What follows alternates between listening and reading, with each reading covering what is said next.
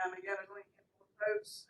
Please help folks escort them to the stairway to the left of the elevators. Make sure we file out of here orderly, use the handrails, exit onto the plaza, and proceed to the open parking lot.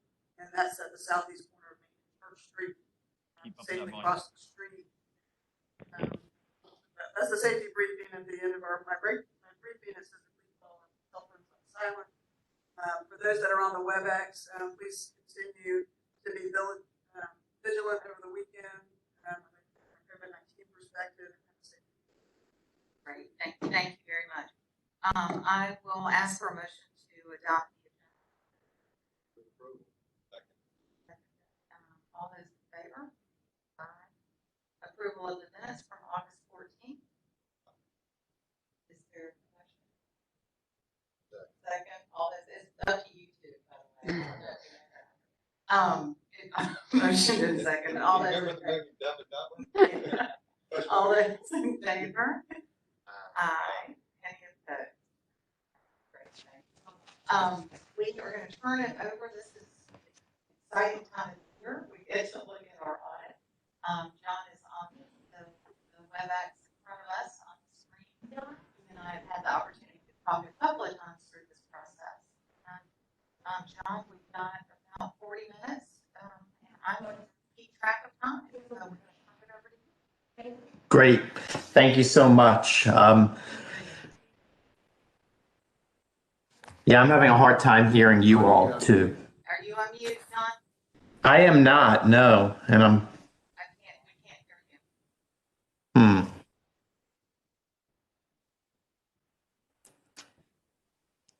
Hold on. Auditor report ever. 1, 2, 3. Can you pass with us? Can you hear me now? Yes. Jason, this is Landon. We can't hear the participants in the WebEx. Yeah. However, we're having a hard time hearing the T19 boardroom.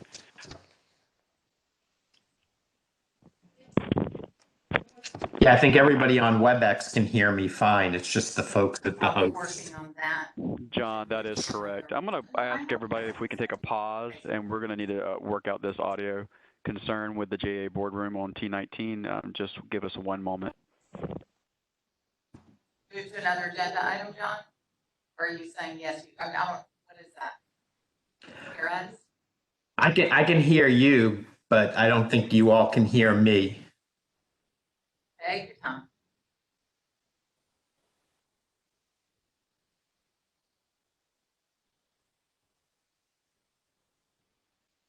Audio check from the JEA host. Testing 1, 2, 3. Testing 1, 2, 3. JEA board, can you hear me? Okay, Jason, this is Landon for the JEA board meeting on the WebEx side. We are needing to do an audio check. Testing 1, 2, 3. Testing 1, 2, 3.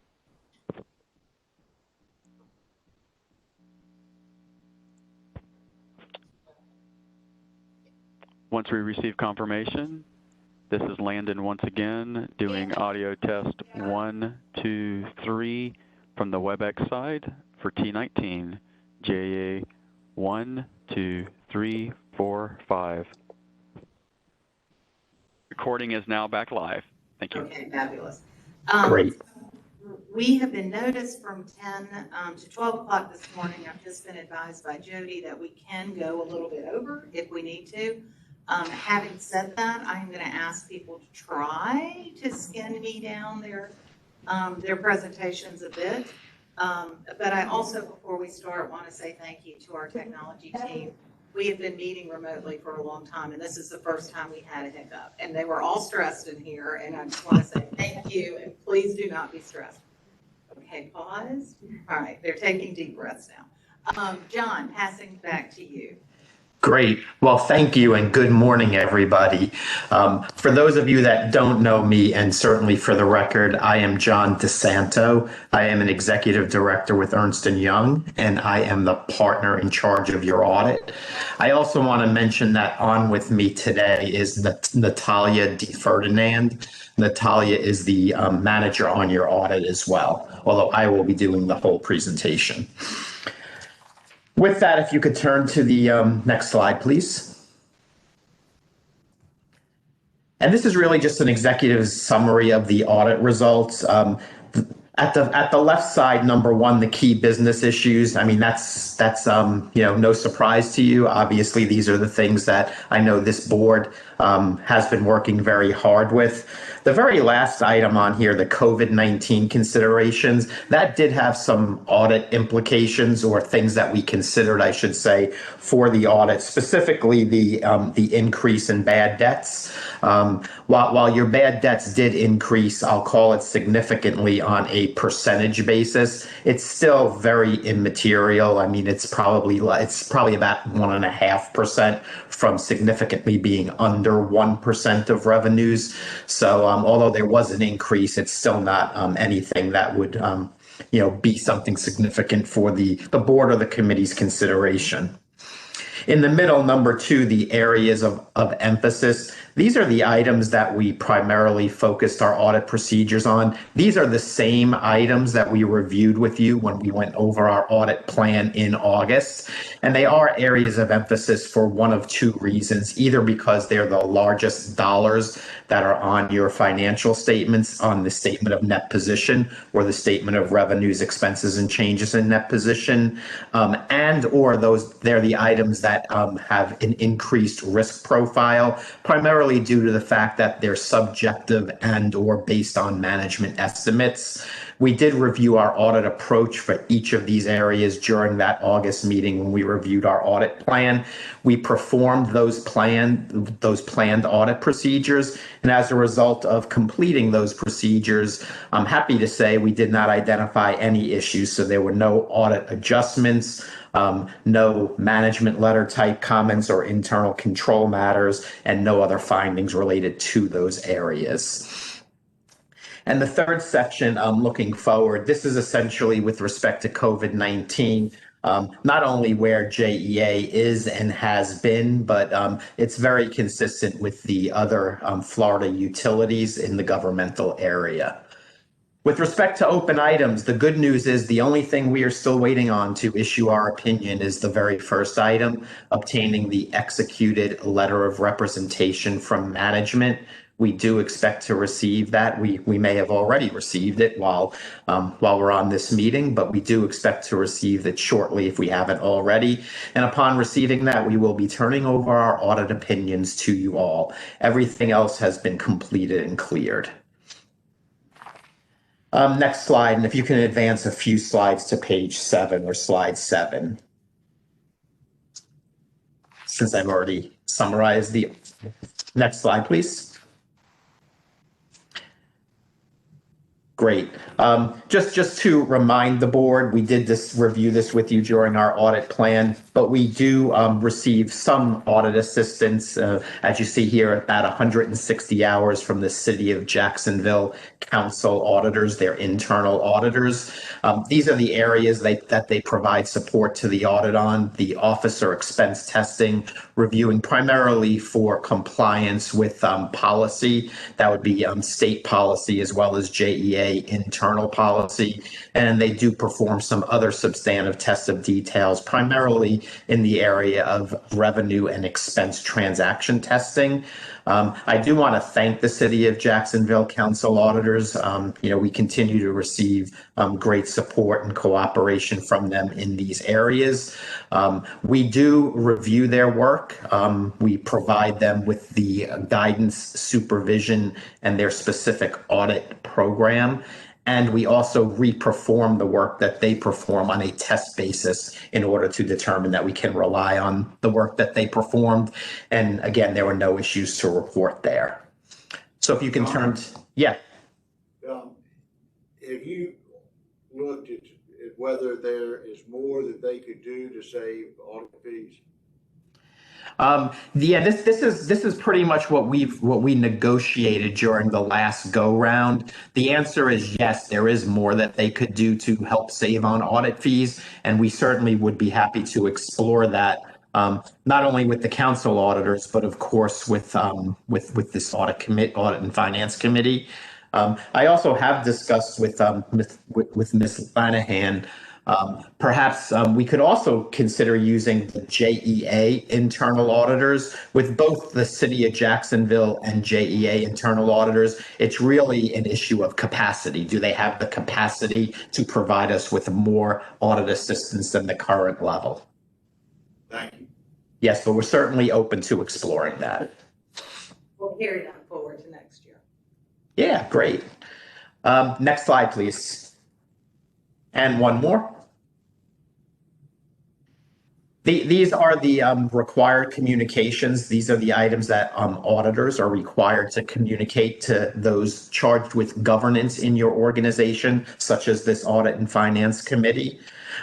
With respect to the auditor's responsibilities under generally accepted auditing standards, I'll first point out that management are the ones that are responsible for the financial statements and whether or not they're presented fairly in accordance with generally accepted accounting principles. The auditor's responsibility is to express an opinion on whether those financial statements are presented fairly. And with respect to internal controls, our responsibility is to obtain an understanding of your key processes and controls to enable us to plan and perform your audit. We do not express a separate opinion on internal controls. And upon receiving our final item, the management representation letter, we are issuing a clean or an unqualified audit opinion on the financial statements. There were no changes in our audit strategy. We did not identify any matters that would bear upon or affect JEA's ability to continue as a going concern. There were no significant changes in accounting policies or internal policies and procedures as they relate to financial accounting matters. If you can move on to the next slide, please.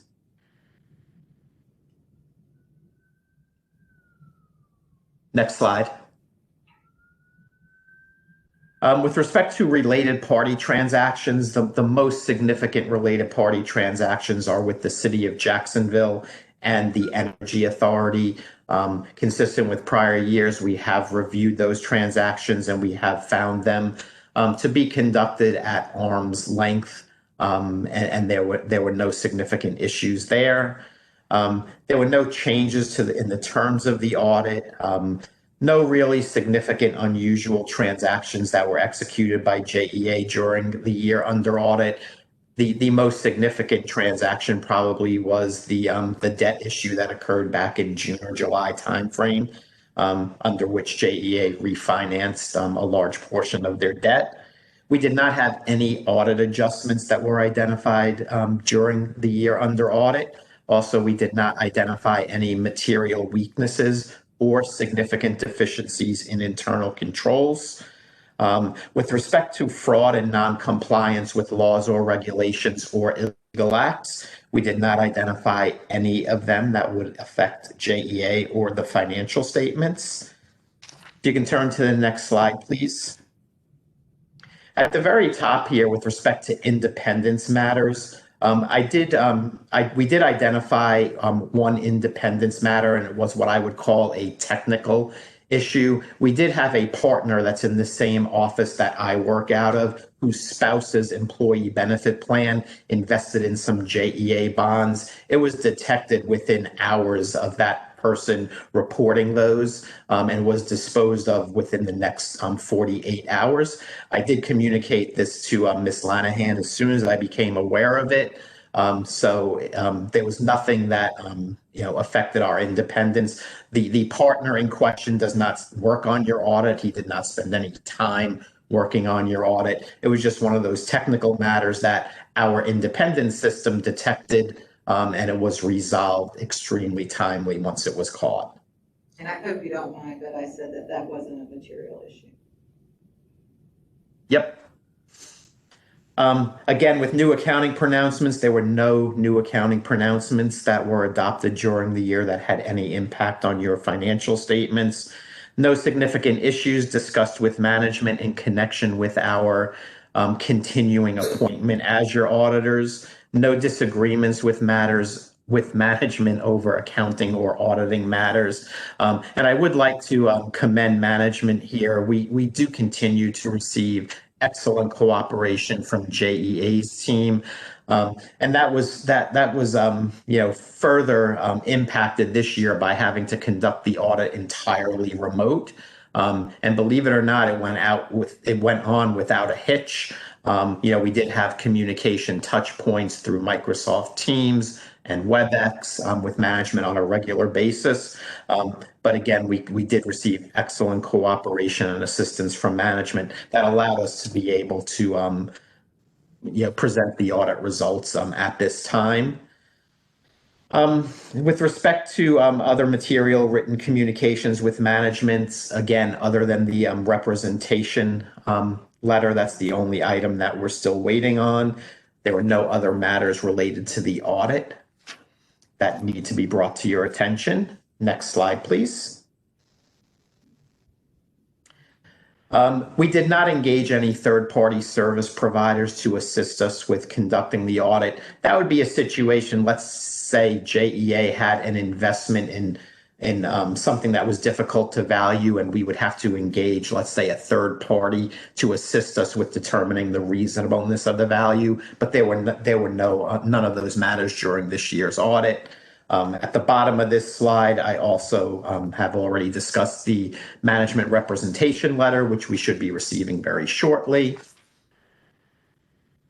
And that summarizes the results of the audit. If you can turn to the next slide on the appendices, the inquiries as to the committees as well as executive management's knowledge of fraud, independence, and subsequent events, we did cover those with management, and we covered it with members of the board and the audit and finance committee during the dry run. I already explained the independence matter to you. In Appendix C, if you can advance a couple of slides to slide 19, as I've mentioned during the performance, one more slide, please. As I mentioned to you during our dry run, we do test revenue using our data analysis approach, whereby we review 100% of your revenue transactions and we trace the flow of those transactions to accounts receivable and ultimately being settled by cash. This analysis here shows the total customer utility revenue that was recorded by JEA, and showing that nearly 100% was settled in cash. So that again should provide this board as well as members of management with comfort that we didn't just sample 100 revenue transactions during the year. We actually were able to review all of your revenue transactions and see that they were all settled ultimately by cash. And the very next slide, we also use the data analytic approach for evaluating payroll expense. And same thing here, we were able to identify that all of your payroll transactions were either, they were settled in cash, either paid to like taxing authorities, the pension funds, et cetera, or deposited into employee accounts. So there were no items there to bring to your attention. And that summarizes the results of the audit for you, and I'll just open it up for any other questions.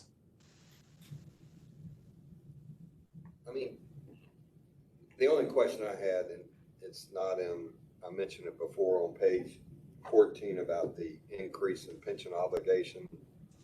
I don't fully understand that.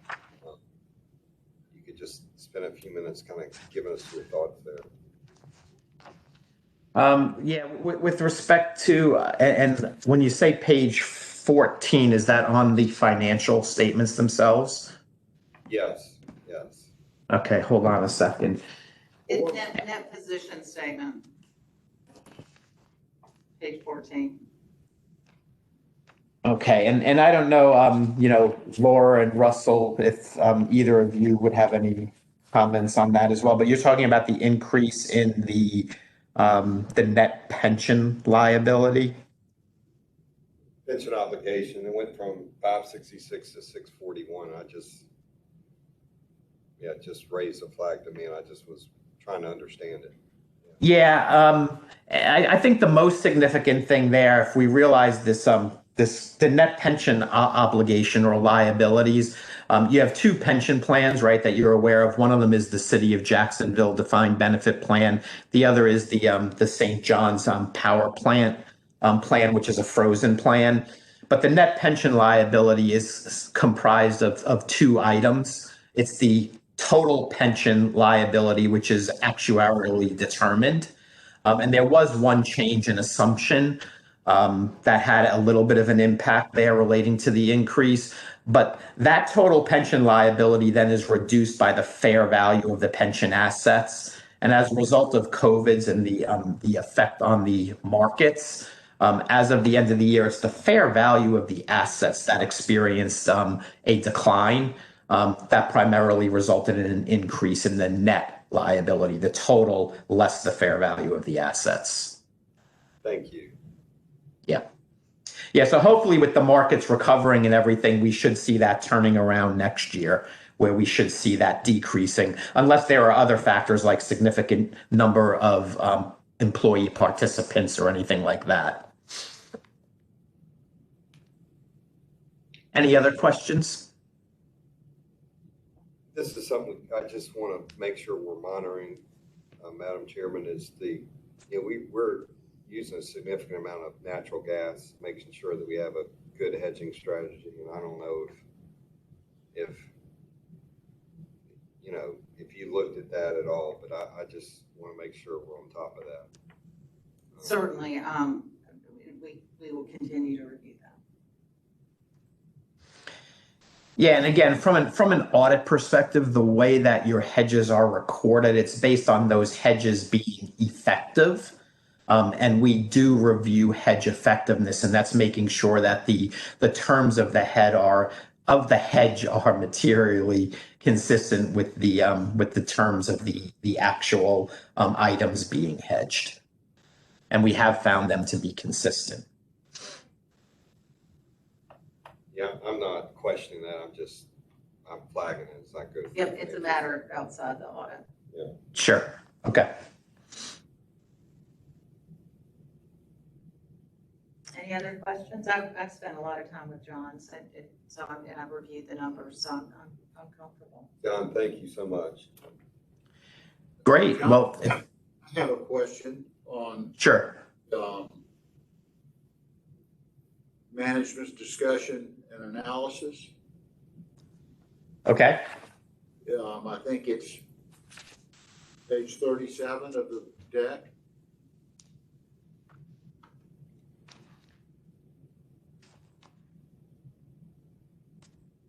It says that there was a $32 million increase in purchase power. And then below that, it says purchases were reduced from 26% to 13%. And those seem completely inconsistent to me. Yeah, I'm sorry. What page are you on in the discussion and analysis? Well, it says 37 of 1475. Oh, see, I only have the actual financial statements, which are numbered starting at 1. So- 5 is on the bottom right.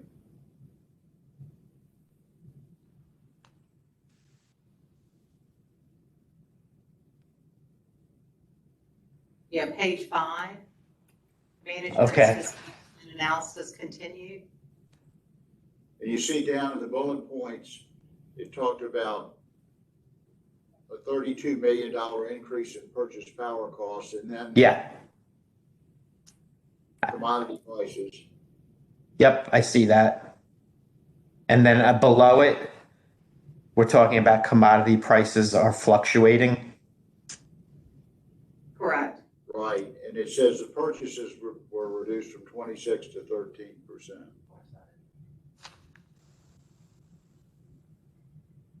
From 19 to 20. Right.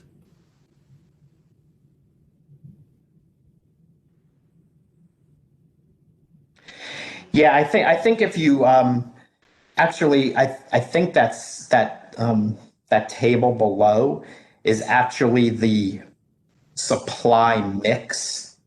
So that's not necessarily, resulting in showing like that purchases decrease. It's saying purchases as a percent of the total had went from 26% to 13%, right? Of the total purchase power. So I think they're separate things. Purchase power costs did increase as a whole, but as a percentage of the mix between gas, coal, and pet coke, those percentages have changed a little bit. The mix has changed.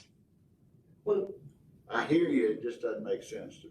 We'll do a follow-up on that. We'll do a follow-up. Okay. We'll take that offline and do a follow-up. I think it's dollars, absolute dollars, but we'll shake. That pretty well captures a 63% natural gas. Well, that goes back to your natural gas comment. Right. Chair Lanahan, this is Brian Roche. Can you hear me? Yes, sir. Yes. Sorry, I think I was trying to speak with the mute, but we'll certainly follow up with you. We do know we had a large power purchase agreement with Plant Wansley, if I pronounce it right, out of Georgia, that did end, and could be the difference in comparison of years of that. But we certainly will follow up in the complete analysis for your committee and all the board member questions on that in the next few business days, if that's okay. Yeah, that'd be great if we could address it at the board meeting next week. Do you think you'll have time to track that down? Definitely. Perfect. All right, thank you. Thank you, Brian. Any other questions, comments? Again, thanks to everybody involved during COVID. It's an interesting working environment, and I was pleased, John, to hear, as we touched base on this throughout the process, that you didn't have any issues in gathering information. Correct. And you're correct. We did touch base pretty much quarterly. You and I, Marty, tried to stay in contact just to make sure everything stayed on target. And it really did. Like I said, have to commend JEA's team. I mean, they were phenomenal, as well as my team. But I think we did a good job working through that. Perfect. Thank you. And you're going to stick around because we're going to get some chance to talk to you without staff, correct? Yes, ma'am. Yep. For the executive session at the end. Yes. All right, perfect. And thank you, my friend, for giving us back some of our time we lost. I appreciate it. Great. Well, you're quite welcome. Thank you. All right, thank you. Well, we'll hear from you later. So we'll move into the annual assessment of our identity theft protection program. Daniel.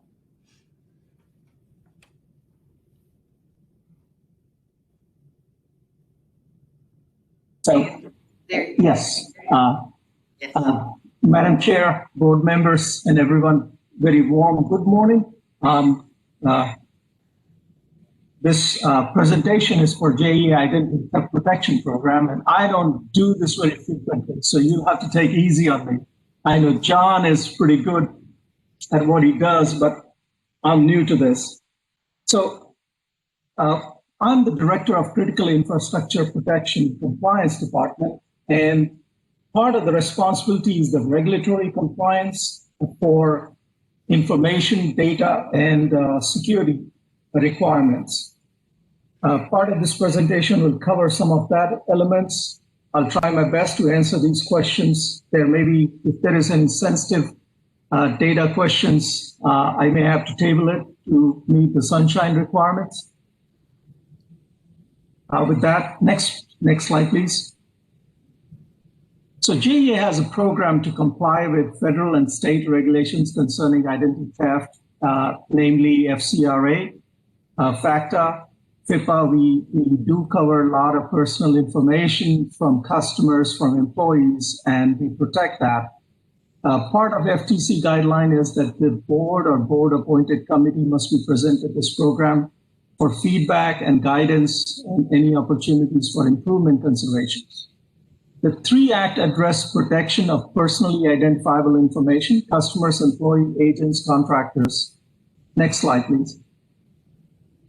So Compliance Oversight Committee, which was set back in 2015, oversees compliance with identity theft standards, which we discussed in the previous slide. Committee consists of Chief Compliance Officer, Chief Customer Officer, Chief Information and Chief Human Officer, Human Resources Officer, and Chief Supply Chain Officer. Objective of the risk assessment, review performance and identify major weaknesses and any improvement opportunity and make the board aware of those. Summary of the risk assessment provided to Finance and Audit Committee is to fulfill FACTA annual reporting requirements. And this is an independent report which primarily focus on the work performed by customer services and technology services.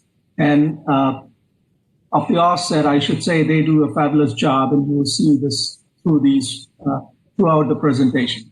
Next slide, please. So this is a two-part review. The first part is about the data and the information we acquire, which is through customer services, where customers provide us that information. And the second part is about a review of how we protect that data within the JEA and how that gets shared with business partners or shared outside as needed with regulatory agencies, shared with IRS and all tax entities. Next slide, please. So as you can see, in 2019, this is the report is provided for the calendar year. 2019, we had only 6 confirmed identity theft cases. We opened 43,495 new accounts, which was slightly lower than 2018, but our number of confirmed cases was much lower. So next slide, please. Dan, before you leave that, what would 2020 look like?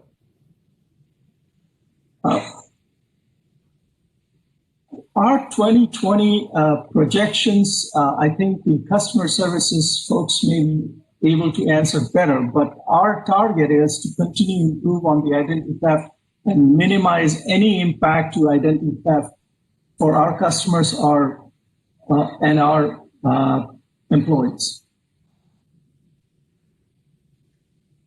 And we're only as good as our vendors are in this case. I mean, my industry knows a little bit about identity theft. So I was wondering, Dan, what we do to make sure that our vendors are adhering to policies that would put back into our objectives. Very good question. And I say that we are adding policies and adding more observation points. We are improving on our procurement process where our contracts have more language framed. As you said, we are as good as our vendors. And you will see during our slides that our exposure is growing. And one reason for the growth of exposure is the cloud. A lot of our data and a lot of our transactions are moving to something so-called as cloud, and which means there are a lot of invisible vendors involved, and that is certainly something that we have an eye on. Yeah, this, Dan, was one of those agenda items that I would like to spend some more time diving into over the coming year, because I think we've got some good, very strong numbers, but I think we're kind of been lucky. And Jay, I don't know if you have any experience in really testing these systems and programs, or whether we've even tried to proactively hack into our own accounts. A lot of companies do their own kind of SWOT tests. Do you have any experience, Jay, in kind of testing our protection program? Madam Chair, no, Madam Chair, yes, we have. And for the past 3 years working with technology services and our customer services team, we have definitely been very active. We do have certain criterias and testing policies. We have active testing as well as passive testing. And I can go in more in detail because that will delve into some bit of technology and some bit of information. I am not sure if right now on this WebEx I can present. Some regulations may prohibit, but I'm very open to sharing that with the board at the appropriate avenue if you may decide to do so. I can share the results from the past, share the results of what we have done so far, and also share the plans that we have. And you will see some of my slides, which you will see further down, that they have covered those elements that you're talking about. Okay, and so we'll continue with the presentation, but let's carry this as a further deep dive at a future finance and audit committee. If you're Yeah, the other thing, Marty, is there is a lot of work being done by insurance companies that it'd be worth making sure that there's, and y'all might already do this, but we've done deep dives just in case. Yeah. What happens, how do you react? You know, we know what to do with a hurricane, but I'm not sure we know what to do with a major data breach. Yeah, but these insurance companies are getting very, very good at it, and it's just a thought.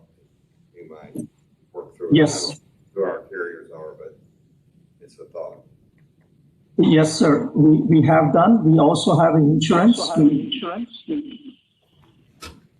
I'll say something. I think this is one of the more critical areas, and it changes regularly. So I think it's appropriate for us to keep it on the forefront. We'll bring back information. And to your question, I think Dan answered it better about what's happening here. But that is very similar to the activities that we have done. I've done at other utilities, and it changes so fast. We've got to stay up on it, do best practices, and talk to other even in other industries on how to stay up, whether it's insurance, banking, or others. So I think you're right. We'll keep this on the agenda pretty regularly.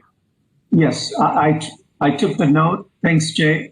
Yes, it is moving so fast, and that is our biggest challenge. So I agree with that part.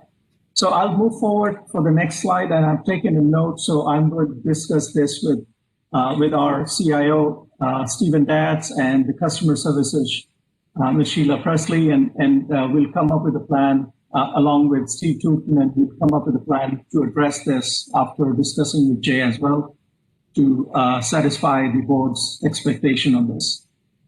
So next slide talks about monetary recovery. There are two kinds of critical elements for the monetary or financial impacts that we can have.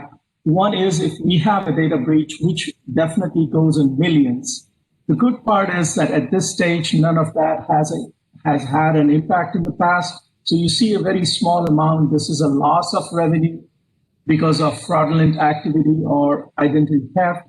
The numbers are very, very low, almost very low, as in 10,000. And we almost recovered, almost 50% of that was able to recover because of prompt response from our customer services group. Next slide, please. So operational metrics, open cases for investigating identity theft. We have, in 2019, there were a total of 27 cases. As I said, they were all resolved. 13 were false positive, 14 actual cases. Sorry, this is time in days. So we have, in 14 days, we were able to resolve it. We did not find any benchmarks, but we rate our benchmarks against IRS, which is the only federal agency which publishes the number of days to resolve an identity theft complaint.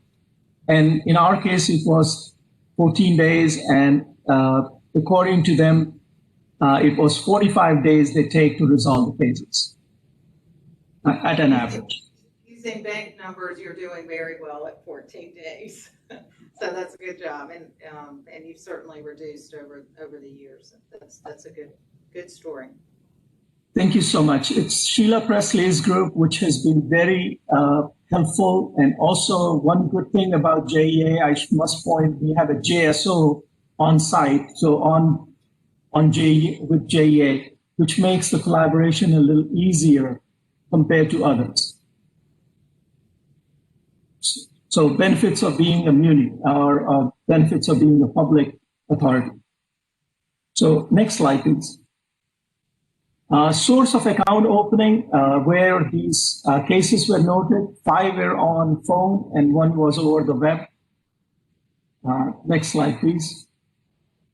Of the 6 confirmed cases, 1 case was opened in 2012. Our program started in 2015 after a board mandated it.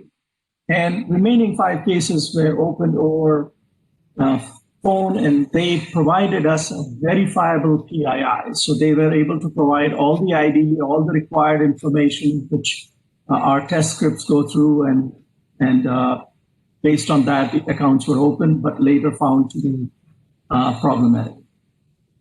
Next slide, please. The data loss prevention. So this is next part of the presentation. We are talking of the data loss prevention. We collect a lot of data, a lot of PII, and that data must be secured. Otherwise, the effect will have a significant impact on the customer confidence, financial impact if it is a data breach.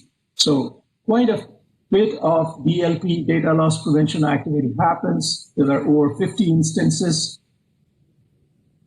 Over 50 IDs when, or a transaction where more than 50 PII were involved. All of them total 37 times that was attempted, and they were all blocked. Another 15 times there were instances where 10 to 49 were when tried to go out, and those were also blocked. 3 to 5, there were 94 instances, and they were investigated. 2 or less were 70, and there were 39 instances when there was a social security number involved. So you see, this is our spread of DLP alerts and threats that we had, and we were able to contain all of them. Next slide, please. Here is our data exposure. We have various ways and means that these processes allow data to go out, and these are the spread. If there is a specific question, I'll answer that. But here is email, removable storage, which people use USB, cloud storage, HTTPS, which is your web, and these are the means. Next slide, please. So, summary of the results I'll share. In no reportable data breach has been recorded. We have a very strong procedure to report to FTC, to HHS, depending on if it is HIPAA, it's HHS, or Florida Department of Legal Affairs, if it is FIPA. There are 12 cases of failed security controls impacting PII were recorded and corrected. These were security cases, security controls in which we were able to contain it because of our alert process, but they were not data breaches. Data did not go out of JEA. We were able to control it within JEA. However, there was a security control failures, which we tracked. Next slide, please. So as a result of this, we have created a data registry for authorized users who transmit sensitive data. This way, our investigation process becomes much smoother because we know if the name is in the registry, we can move on to the next step where the data was going through the authorized process. We also have created post-account opening audit implemented was in 2019, which verifies the social security number has a corresponding Experian query. We also verify segregation of duty principles or followed for SSN changes, which means the person who's changing the SSN is not the person who is reviewing the same change. So there is in customer services now, there are 2 responsibilities, person who approves the change and person who makes a change. And that way we can control the information that is extra layer. We have enhanced scripts to identify duplicate social security number usage. That way we know that, okay, this new number or change, there is not already existing usage of that. We have enhanced script for online account opening now, which was also implemented in 2019. And we have enhanced remote identity verification process using Accurate and law enforcement. And these were implemented for 2020 under COVID. we had to rush towards because now the customers cannot come to our office to show their ID, even in suspicious cases. So we added this service in 2020. Next slide, please. Concerns and challenges, as the board members mentioned, digital data loss prevention is our biggest challenge. Documented security controls for DLP is one of the methods we need to improve that. PI data sharing and transmission, it's always been a challenge. As you mentioned, we have more vendors, more people we work with, and especially now with remote access, we are doing a lot more, which is not within JEA facility, but at home and other places. So it is a little bit of challenge. And another biggest challenge is the cloud data protection controls. I can see more and more applications are moving towards cloud, and it's happening faster than we can create policies and controls. So my team and the information technology and the business units, we are already working on how to improve our cloud data protection controls. Next slide, please.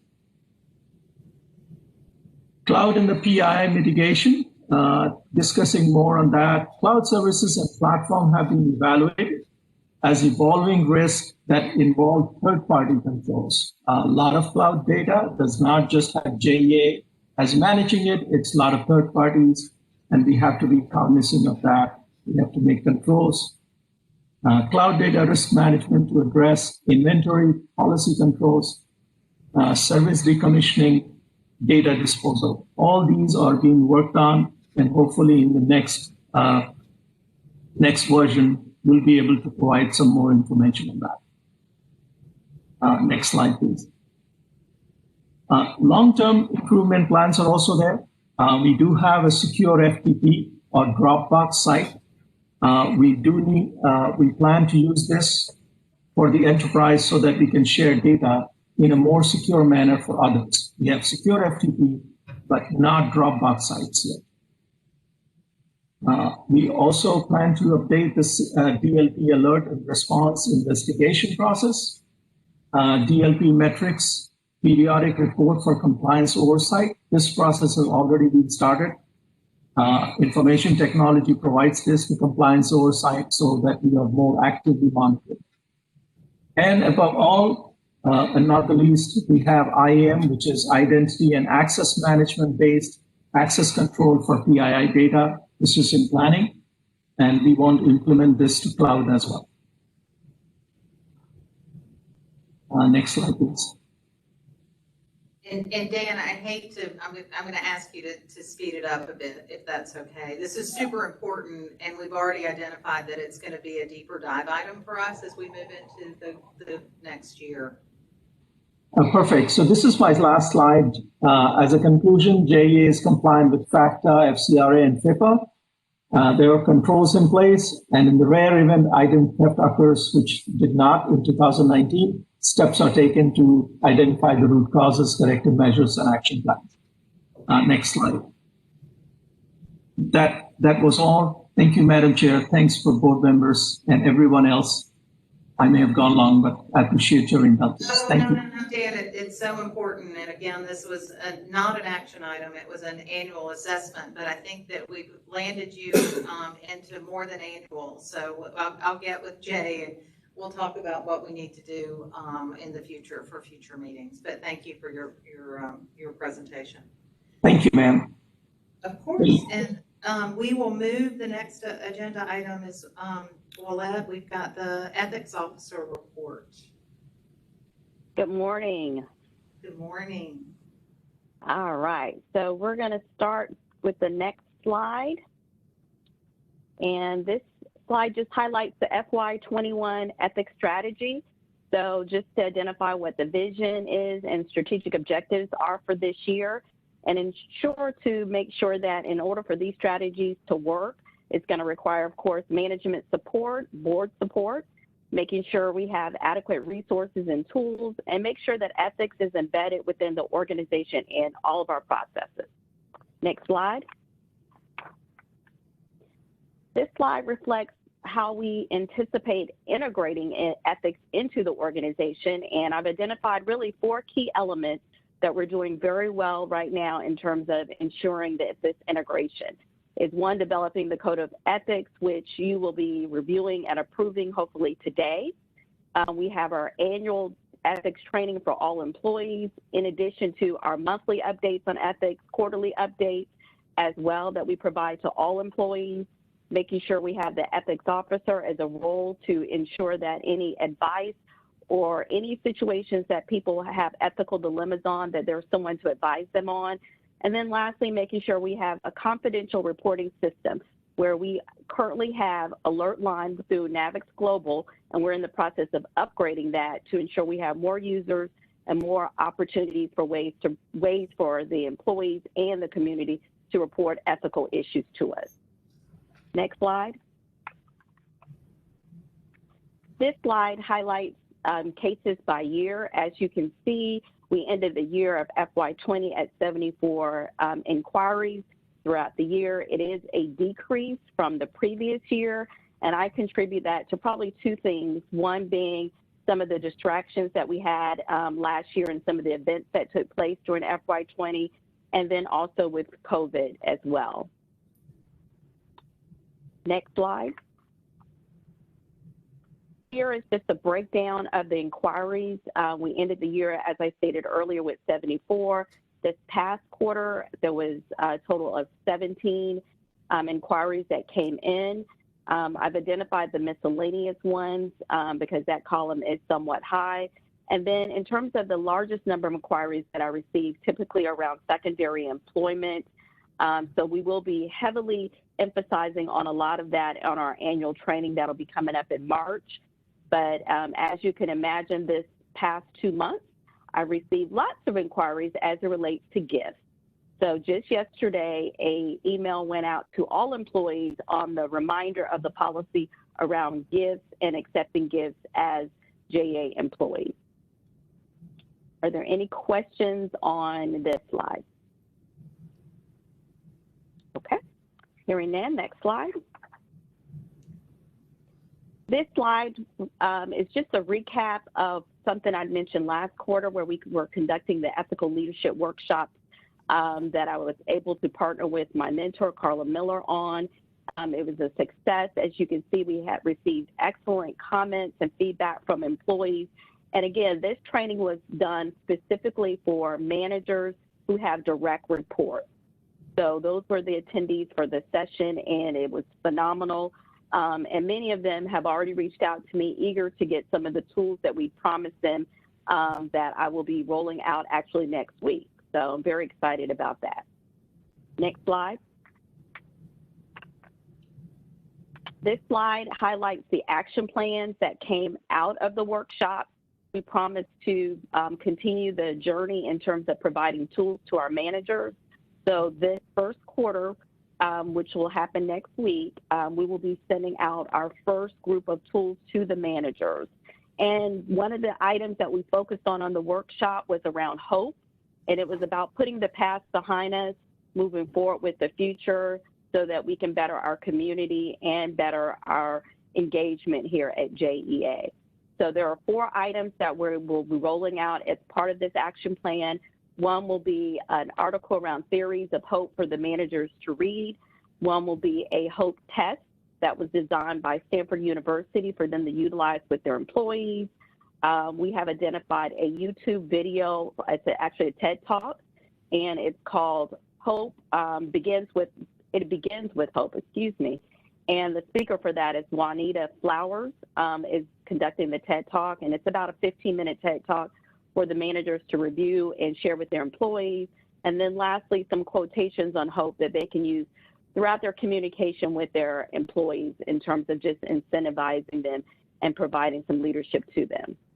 And then each quarter we will provide additional tools for them as well. And all of these tools will reside on the JEA Business Ethics page in a tools box that they can go in anytime to pull out whatever tools they may need, depending on what type of meeting they're having, whether it's a safety meeting, a staff meeting, or departmental meeting that the managers may be conducting. Next slide. And this is my last slide, and this highlights on the left all of the work that was done as the ethics officer for FY20. We had a great year and also provided a lot of training, as you can see, and a lot of information that was shared in terms of partnering both internally and externally with stakeholders, which was great opportunity to work with others. And then to the right, just identifying some of the next steps of some of the activities that I will be focusing on. The two bigger pieces right now that I'm working on is, as I mentioned earlier, upgrading our ethics hotline. We're upgrading it from alert line to what's called ethics point. And we have a project team which will hopefully give us more capability to expand the hotline to allow groups such as HR and security to utilize the system as well. So our goal is to have it done by third quarter. It looks like we're ahead of schedule, so we may be able to get it done second quarter. But we are continuing that journey. And then lastly, just working on the business ethics refresher training for all employees. That will roll out in March of 2021. Actually meeting this afternoon with the ethics representatives that are assigned by each of our SLT members to get input from them on what to include in that training as well. And that concludes my report for information. Are there any questions? Well, I just want to applaud you. You have a brilliant mentor in Carla, so I'm glad you're learning from her and implementing her guidance. And I love the Gallup Strength Finders. I think it's an amazing test. So I was pleased to see that you're going to be working with that tool as we move into the year. I think you've got some great tactics for the coming year. I'm mindful that we do have an action item on the Code of Conduct and Code of Ethics, which is coming up next. If there's no further discussion on the action plan, we can move right into the code if possible. And okay. What wasn't clear to me in reviewing the material is there anything different from prior codes? And so what I'd like for you to do is just maybe focus on what has changed in this document, if there's anything that's different, and then I'll ask my colleagues to approve the code as presented after your presentation. Sure, no problem. I can definitely do that. This is actually our first, I guess we'll go to the first slide. This code of conduct is actually our first code of conduct. Prior to this code being developed, we used what was called ethical business guidelines. And so they were really more of guidelines with scenarios. And so as I was, looking at what other organizations had in terms of other utilities, I discovered that many of them were transitioning from guidelines around ethical scenarios into the code of conduct. So that's kind of how this came about. So we basically, what I basically did was take a lot of that information and put it into a code of conduct, which was more aligned to what the industry was going towards and what more organizations were utilizing within as a way to ensure that employees knew what was the expected behavior of them. So that's the biggest piece of creating this code of conduct. And then most recently, just updating it, we've added a new core value or cultural value called respect. So that has been added to the code as well. So I look at this document as really something that as our organization evolves, as our new CEO, Jay, comes in and decides that there are things strategically we want to focus in on, then this will be something that will continually be updated. But this is really the framework to kind of ensure that employees have something to go to in terms of understanding what is expected of them as JEA employees. And it's a document that actually all employees at all levels should be engaging in and reviewing periodically. So that's the update on the history of the code. Yeah, no, I thought we had one because I was certainly familiar with one in the past. So I'm kind of surprised that we didn't.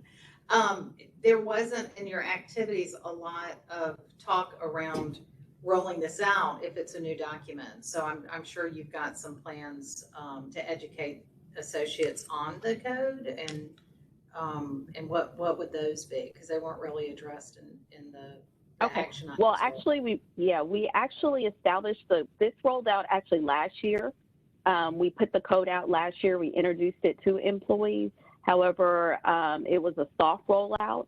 It's currently on our JEA Business Ethics page. However, as part of our annual training that's coming up in March of 2021, we will be doing a full rollout of the code and introducing several components of it in the training. So employees, because all employees will be required to take the JEA Business Ethics Refresher training, they will have an opportunity to really see what's embedded in the code and be able to know where to go and how to utilize it.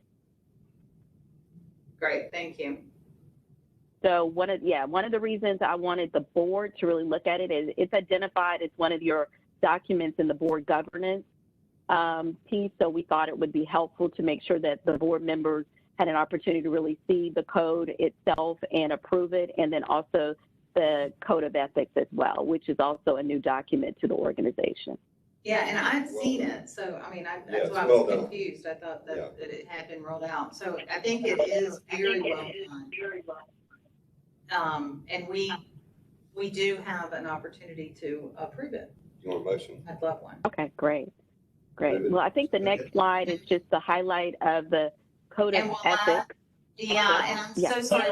We have read this. I do have a motion and a second to move forward with approval without spending time going through it. Perfect. Okay, sounds good.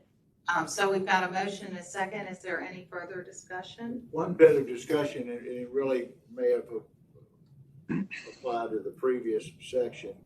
We tracked the number of inquiries of ethical violations. We did not track where we resolved it, as being If it was an if ethical it was legitimate. And I think clearly you need both, because if you're not getting inquiries, nobody's engaged. But I think we need to know the outcomes. Outcomes, yeah.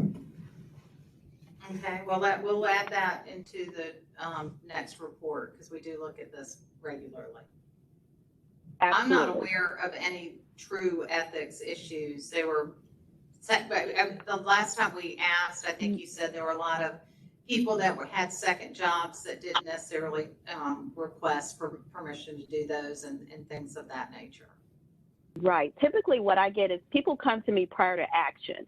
So a lot of what they do is ask the question before they take action. So if they're thinking about getting a secondary employment, they come and ask, is it okay, depending on what the situation is. So I don't get a lot of the issues after they've occurred. Most of my inquiries are prior to them, taking action. However, there are some times where there may be an issue that, especially if it comes to the hotline, that will be referred back to me in terms of helping with some of the investigation. And some of that will come out in Steve Tooten's report that he'll go through for audit services. Great, thank you. There's a motion and a second. Any further discussion? All those in favor? Aye. Any opposed? We, as a Finance and Audit Committee, support and approve the Code of Conduct and Ethics that you just presented to us. Thank you for that. Appreciate it. And we're going to move. Thank you so much. Appreciate it. To Steve for Enterprise Risk Management and Compliance Policy. Thank you. Good morning, Chair Lanahan and committee members. For your consideration approval, first off is the Enterprise Risk Management and Compliance Policy. It actually used to be called the Enterprise Risk Management and Compliance, or it was actually Risk Compliance and Management Policy, but that didn't roll off the tongue as well. So we changed the name of it with this update. And similar to the board policy manual that went through the governance committee, this has been some years in repose, so it was time to bring it up to date and refresh it a little bit. So that's what we've been trying to do here. The good news, though, is actually JEA's ERM processes are fairly mature and, in fact, could be considered best in class. Frank De Benedetto, our manager of ERM, regularly receives calls from other industries and also other utilities on guidance for, best practices. So, and we have already developed 42 top corporate risks. So the process has been in place about 15 years and it generally has worked well. However, it's time to do a little bit of refinement. This is a process improvement because we've relied on, to some degree, a various array of subcommittees and working groups, about 12 in total. and they really haven't been for various reasons, haven't been meeting for a while. So we felt like, what is optimally at this point in where the company is right now? What's the best way to approach ERM? So we thought it might be good to kind of reset to using the COSO's 3 lines of defense. The first line being operational management, the second line being ERM, and then internal audit. And internal audit, even though we test the top corporate risks regularly in our audits, we really haven't had a regular seat at the table using this 3 lines of the defense approach. So we're moving from these subcommittees for the most part. We're really only keeping 1.5 of the existing committees. Dan's Compliance Oversight Committee will stay intact. And then a portion of the Technology Project Committee, the risk and compliance elements. So the other ones, certainly Jay can reserve the right to bring some of those back. But at the point, we're going to try to use this risk working committee using these lines of defense. And so the collaboration will be good. It'll be good for internal audit, being an old auditor myself, to kind of work and get some more guidance on the best way, both for ERM to validate risks, but also for internal audit to test those risks. ERM work is, like they say, about the best way to eat an elephant, which is 1 bite at a time. And ERM work, it has to be it can't be hurried work, it has to be very measured and thoughtful and diligent. And so this process of working in tandem with the 3 lines of defense should work well, and it probably will result the oversight of ERM and the processes for it is the ECRC, the Enterprise Compliance and Risk Committee. And so the dynamics may change a little bit there. We're actually going to have our next meeting Monday morning, but we're hopeful that they will embrace this new approach as well. And I think it's going to be fluid. We won't have it fully refined right out of the chute, but I think it's going to be a good measure for trying to bring it up to date. So anyway, I didn't know, Chair Lanahan or committee members, if you had any specific questions about the document, the policy itself, but that's the essence of it, is changing over. I'll ask the same question I asked Willette, which this refers to an updated policy. Are there significant changes in the updates that we need to be aware of, or is this? Pretty much the earlier version, if you will, Chair Lanahan, was really referring more to the roles of the respective subcommittees and other, I think we used to call them, let me get the name here right, working groups. And so really what we're saying now is rather than using those separate ones, which again never met, they were more specific, maybe like revenue expense or debt management or so forth. There's still operational work being done in those areas, but there weren't being risk committee meetings held.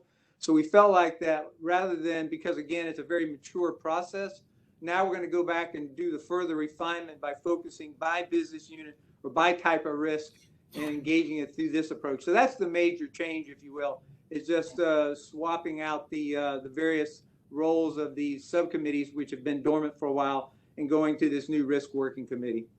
Okay, and I'm a simple person, so maybe Jay, in the future, we can redline significant changes and as we update policies. It'll make it easier for me, selfishly. I don't know why you did that. Because we had 1,700 pages to review. So yeah, we'll work on that. Are there any questions of Steve? And this is an action item. Move approval. It's second. Motioned and seconded. Further discussion? All those in favor? Aye. Any opposed? Motion carries. Thank you, Steve. You're up for your quarterly audit services report. We've got you for 10 minutes. This is not an action item. I will challenge you to do it with a little less than 10. How's that? I'll try to do it in 3. How about that? We got some echo here. I don't know if somebody needs to mute. Okay. Yeah, actually, I can move quickly through here without even having to refer to the slides, because it was a fairly straightforward operational quarter, the first quarter, across all 3 groups, ERM, which obviously we've just spoken about quite a bit, forensic audit investigations, and internal audit. Nothing particularly noteworthy operationally within those areas.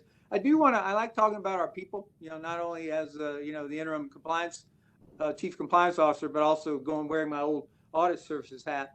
is we have, and I alluded to a successful recruitment. That person is on board, reporting to Frank DeBenedetto now, our new senior ERM analyst, Jessica Vick. I had the good fortune, she actually started on Monday. I had the good fortune of meeting her face-to-face on Tuesday. She's going to be a great addition to ERM, indeed to all of JEA, another great employee brought into the fold with the help of our HR staff. And so we're really excited about that. And over in the forensic audit investigations, Julie Moore, the manager there, actually she's down to a team of one. So she has 2 recruitments underway to fill the 2 senior forensic auditor positions there.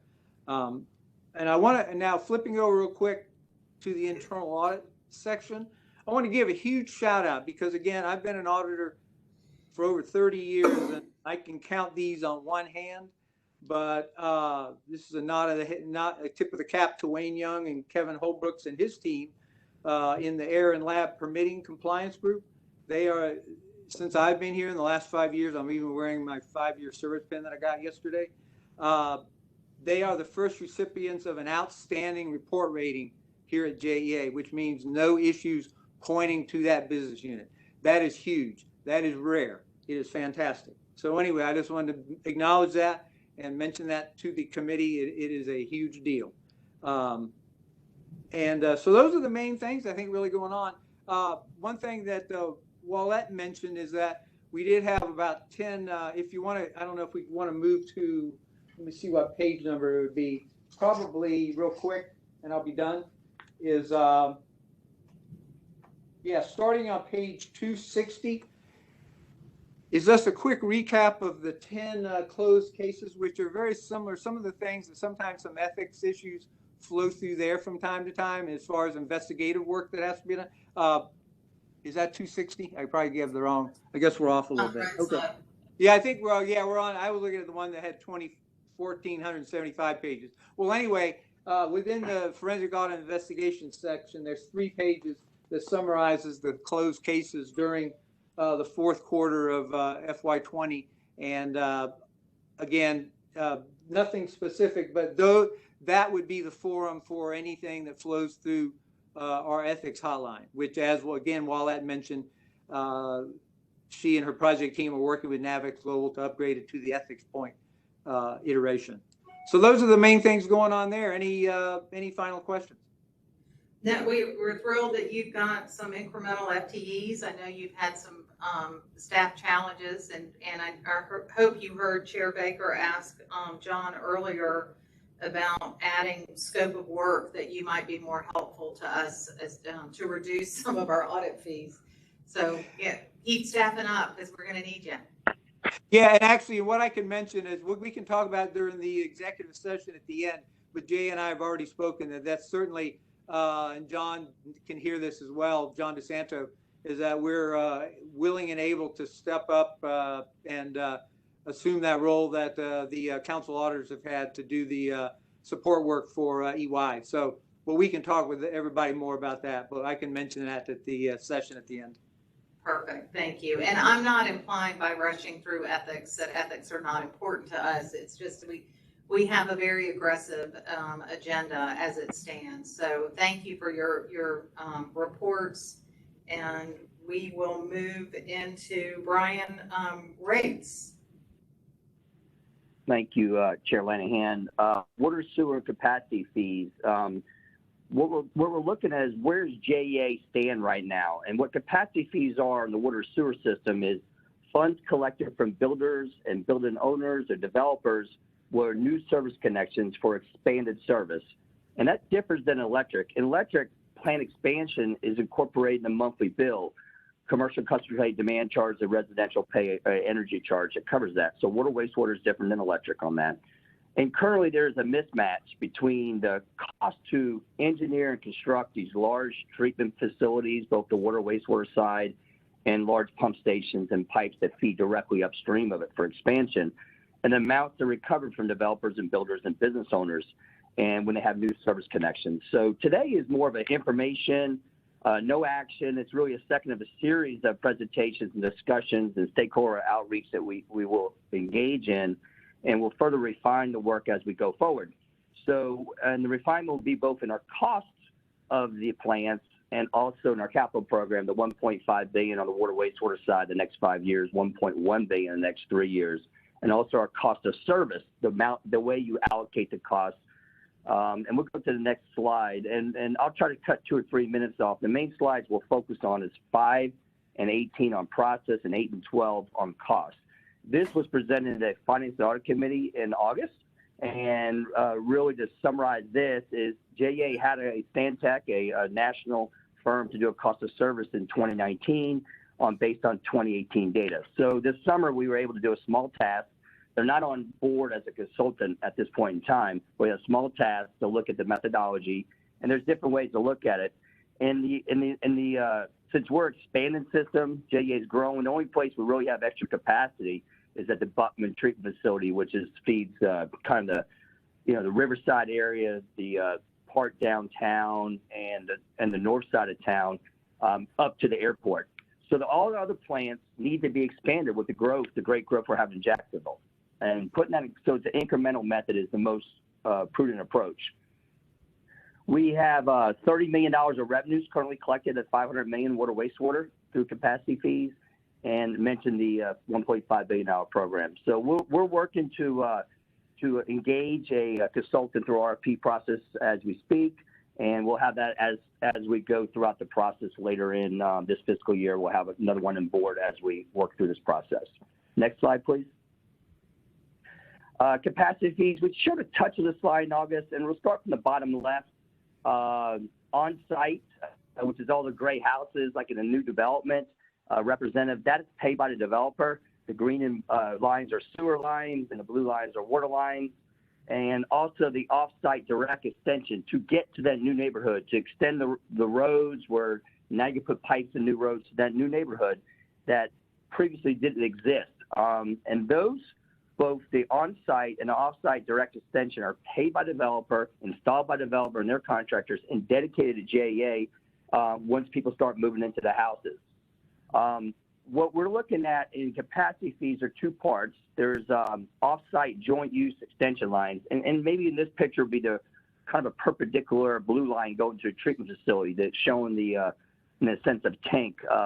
That is a off-site joint use, and there's different ones. That's paid through a line extension growth capacity charge JEA implemented in the early 2000s.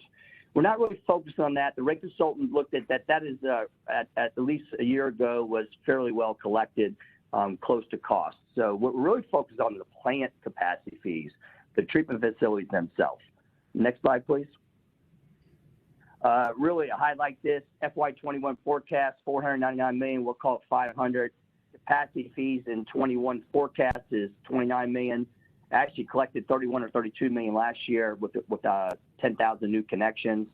$18 million is what we're really talking about today, the plant capacity fees. And the bottom right is just a good little note. Customer growth since 2015, water is 12%, sewer 14%, and reuse at 189%. So the growth in Northeast Florida, people wanting to move to Jacksonville, Northeast Florida, is great, and that's represented by new water sewer connections and reclaim connections. Next slide, please. We'll spend a little bit more time on this slide. This is a timeline review of the process. So the last time water sewer capacity fees were adjusted were 2005. And there was a significant amount of rate adjustments done at the utility in 2006 to 2013. It's 8 years in a row. This is more related to the monthly bill that pays for ongoing O&M, debt service for non-capacity. It pays for the city contribution and R&R of the system. And so a lot of that work was done. And then really there's been no rate adjustments of water sewer since that time. There was a cost of service study done in 2013, another one mentioned in 2019 based on 2018 data. Did a small task upgrade this summer on the capacity fees. We want to do cost of service every 5 years, and we have Julie Crawford, her rate team worked very, very diligently to do that. And it's a complicated subject, and it's a difficult subject that we're talking about today. So where are we at in the timeline? And this is one proposed timeline, and we can get feedback today, and as we go forward to adjust a little bit. We went to the August FNA. December, actually, I think this is a older item, we have one that we have stakeholder outreach on item 3 under December. So we have to look at the cost of service. We also want to update price signals for high volume usage. And then we want to do stakeholder outreach. Our next choice then is, do we go back to the board maybe for a presentation in February, or we go back to F&A committee? I'm pretty confident we'll probably come back to this committee in March. If you want to put it in the budget for FY22 for an effective date of October 1, any sort of adjustment, then we would probably need to call a rate hearing in April or possibly even March, and have that conducted in May or June at a board of directors meetings. So that's kind of a potential. Go ahead. Yeah, no, I think there was a question in there, so I want to pause for a second and see if there's opinions on whether it should come back to this committee, which candidly is my preference. I mean, I'm fine. I just think we got to get competitive. We're underpriced right now, and if we're going to be spending the type of money we're spending, and I think this study is a good first step, and I think we've got to move diligently but thoughtfully. But I think we cannot be under the market. Yeah, I agree. I'm mindful we've got a new CEO who in first 2 weeks has had a lot to do. So I want to make sure that we've got a timeline that works with you, Jay. But I think you and I have spoken, and this timeline would work.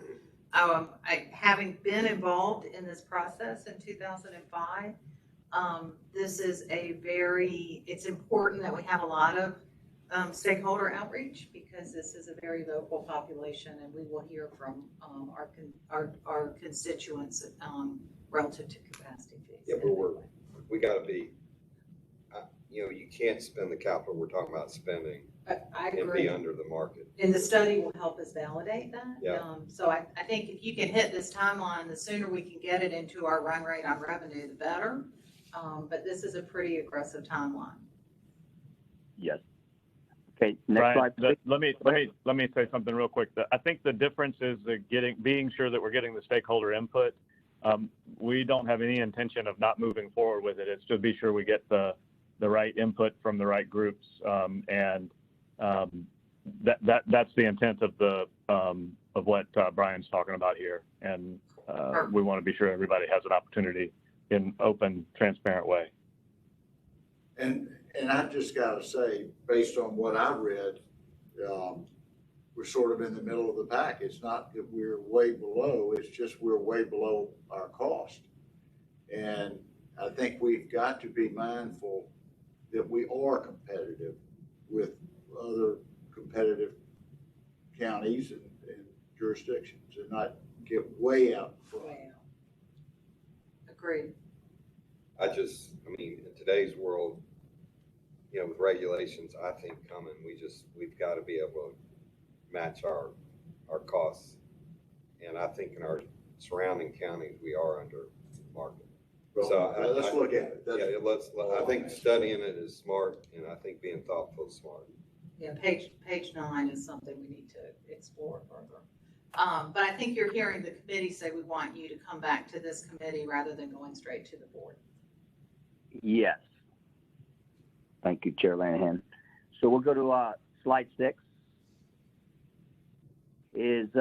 Really this just shows on the left the current fee for plant capacity fees for a service at $1,954. And remember, that is not the line capacity fee. The line capacity fee is on the right, the $1,695. You add it together, it's $36.49. This one slide we show services without reclaim being $3,300. But this is called an equivalent residential connection. This is the most common, somebody who has reclaim service going forward or irrigation service. So that's our baseline, and everything else scales up and down, whether it's a business or a house that's a little bit different. So $3,649 is how much an equivalent residential connection it costs at this point in time. Next slide, please. I say cost, I'll correct myself. That's the charges that JEA does. So on the top part of this slide, we're focused on capacity fees at plants. The current fee that JEA charges is $19.54. That's our rate tariff for the last 15 years. In 2018, at the $1.1 billion CIP, there was a hybrid approach. Hybrid's not the most appropriate with all the growth in Jacksonville, because we do not have extra capacity and very minimal facilities there is there. So the incremental approach is the industry standard on that. And the Stantec did a good summary tech memo on it. And when we talk about engaging the consultant further, we just don't have one on contract now. And just to refine things, it may show that cost instead of $58.64, it may show it, a few $100 difference. But fundamentally, our current charge at $19.54 and the incremental cost at $5,800 are significantly different. And that does not account for any future alternative water supply or zero discharge, some of the things were talked about by Wayne Young and myself in last month's board presentation. Next slide, please. This really, the highlight there is one potential proposal is to phase in, if the difference at the bottom is $1,900 to $5,800 on cost, at this current cost, $3,900, maybe phase in a $3,000 variance or $2,000 variance over 2 or 3 years. And that's one approach that we could continue to further get feedback from everybody. I think the important note is what JEA did is also lower the gallons per day. On top, you'll see on the right, 120 gallons in the water, 200 for reclaim, and 200 for sewer. The numbers were used in the current tariff in the industry for decades was 350 gallons per day per residential unit. With conservation and lower consumption per unit, more efficiency, the 120 to 200 are closer. The 120 is fairly aggressive. Our system planner, we're still using at least $1.60. 160 gallons per day, but the rate consultants, we want to refine that number over the next couple of months, validate that 120 is really acceptable. The cost per gallon. Brian, that 120 is aggressive. Go ahead, sir. Yeah, that 120 is aggressive. Yeah. Can't quite hear. I just said the 120 is aggressive. Yeah. It is. And that's what we want to do, some refinement on the rate consultant work at this point in time, but we presented what they did at it and noted. The cost that we're charging is 97 cents on water and 364 on sewer. The cost on incremental basis is 5 times more at 385 on water and reclaim, and about 7 times more on sewer costs for new treatment plants at this point in time. So we know we got a significant margin there. Next slide, please. Just real quick for the benchmarks, JEA is like, I think it was Board Chair Baker mentioned, we're to the left of the median at this point in time. But if you go to full cost of service, it puts JEA at the top decile on whether it's, this slide's local. Next slide is Florida peers, and that puts it up to about $7,000 all in. The next slide is national, with the southeast and southwest part of similar cities as Jacksonville, and still puts us in the top decile. Here, top decile is not where you want to be, but it is the cost. You got to at least recognize it. Next slide, please. Brian, ahead, let me step in. I think this is the kind of the tug and the pull between a couple of the comments that the board has made right now. But I think it's important to note that this slide takes us from where we are current to where we recommend being in a few years. We'll do this incrementally, and I expect that others will be moving incrementally as well. And so I don't think that I think we'll still be competitive is what I'm saying, but we'll need to have that discussion because we have to do both, be competitive, but we need to be competitive because our costs are competitive, not because we're subsidizing inappropriately. Thank you, Jay. Appreciate the feedback from yourself and the board. And I'm on 14 minutes, so I'm glad you added that. So next slide, please. So what we're looking at is, first, we do need adjusted gallons. Whether it's 120 or 150 or 160, we'll validate that. We know the sewer is closer to 200 gallons a day or 6,000 a month. We are going to adjust the plant capacity fee in some fashion, as we mentioned. And right now, let's leave the line extension growth capacity alone, continue to review that as years go forward. Next slide, please. And one option would be, if you looked at the 3 years, over 3 years, year 3 would have $4,900.54 on the plant, $54 on the plant capacity fees, and then $6,600 on the overall cost of a new house coming in to the service area. And apologize, we actually had one updated, a couple different edits on the slide, but evidently I didn't get that to the board package, so I'm reading off a little different version in this one. But it's all good. Next slide, please.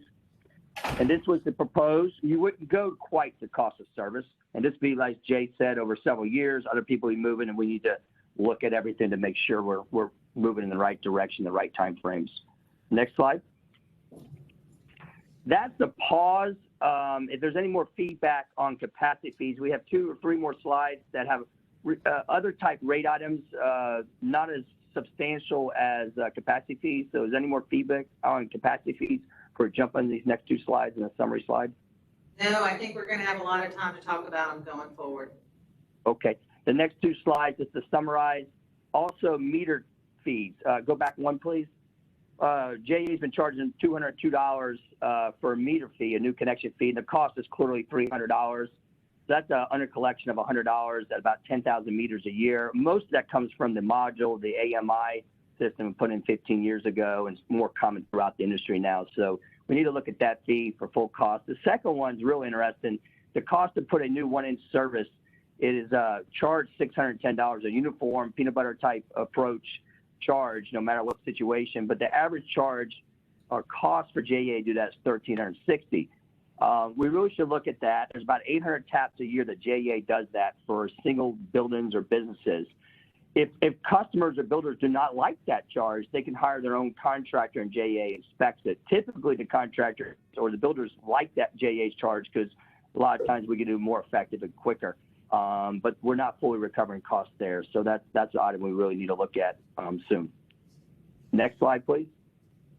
We talked about a little bit about some high volume usage, both on the large commercial on the left, 10-inch meters. There's about 50 customers that make up 4.5% of JEA's overall volume use on a year. And they're being charged $1.24 as a legacy rate in per 1,000 gallons, where all the commercials are $1.49 uniform cost. We're suggesting as we look forward, we probably really need to increase that to be the uniform commercial cost. There are 10 customers that impacted over $10,000 a year, 5 of them over $25,000 a year.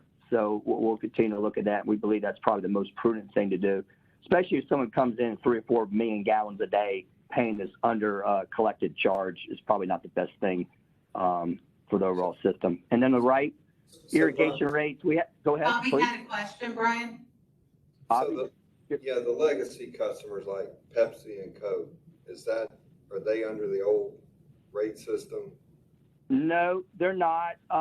We do have a couple manufacturers, probably more of ones that were built 67 years ago that had 10-inch meters. There really is no need for a 10-inch meter. We have a adjacent utility in the top 5, and we have 3 hospitals that are complexes that have 10-inch meters. Nowadays, people put 6 and 8-inch meters typically. They pay $24,000 a year just in the meter charge. So they're probably, when they get changed out, might go to a smaller meter, depending on their piping situation. Yeah. Okay. Irrigation rates, we haven't done the analysis yet, but what we're talking about is really just looking at the high tier rate on when people are utilizing irrigation for grass. Right now, the highest tier rate is after 14,000 gallons a month on irrigation. We'll do a benchmark of other utilities in our pricing and maybe just have a little bit of price signal just to encourage conservation. That's the intent here. And we do know high use does cost more. And we got to make sure we mitigate that for customers who have water leaks. We do have Shield Presses area does have programs if a customer has a water leak and a plumber receipt does not pay that high tier. We just got to make sure if we do anything here, we fully implement that and have the controls in place, not to really penalize someone that has an unknown leak. It's more for usage continuous on yards and what have you. And here too, we'll do the most impacted customers, correct? We'll pull a list of the most impacted users. Yes. And then so it really is, and some people may only do it once a year because they might water a yard a lot in May or June, and they may only be impacted that month or two. But yes, we will fully evaluate that to make sure we understand how many customers that will impact. All right, next slide. Joe's going to get me on time here, so I'll worry about that. It was asked just with rates, if we do the rates, what's the economic development rate? So we just wanted to present what's out there at this point in time. JEA put in an incremental economic development rate that's not here, that about 20 customers put in the early 210s, 212s. And then about 7 years ago, item 1 economic development program has like a graduated savings on if people add 15 employees or have more than 300 kW. 300 kW off the top of my head is about $200,000 a year electric bill. And we have about 20 or 30 customers do that. Some of the new marquee type facilities you see in town came in. The folks mentioned, I don't think IT would mind saying that, but it also has a couple small manufacturers, and we probably need to continue to advertise this a little bit more. The one at the bottom has never been used. It's more of a placeholder in case some large facility comes here. It gives JEA some flexibility to look at a negotiated rate based on cost if there's some kind of a real anomaly type facility that's nothing like we have here.